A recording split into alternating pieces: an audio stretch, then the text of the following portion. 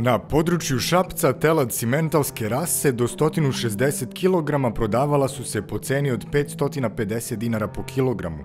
Kada se ponuda poredi sa prošlih 7 dana, vidno je pojeftinjenje cena. Do pojeftinjenja je došlo i na području Podunavskog regiona. Telad simentalske rase do 160 kg kupovana su po ceni od 420 dinara po kilogramu.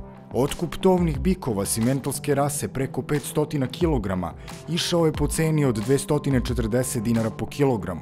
Na teritoriji Sremske Mitrovice otkupne cene tovne junadi od 350 do 480 kg bile su 200 dinara po kilogramu.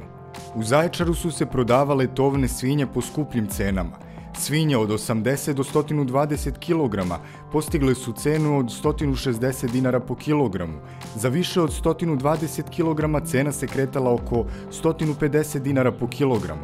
U prošlih 7 dana pojeftinila su jagnjad u Vranju. Cene po kojima je išla prodaja imale su iznos od 280 dinara po kilogramu. Jarac su postigla cenu od 240 dinara po kilogramu, što je u Vranju poskupljenje u poređenju sa prošlim periodom. Stočna pijaca u Čačku u prošloj nedelji imala je ponudu jagnjadi po jeftinijim cenama.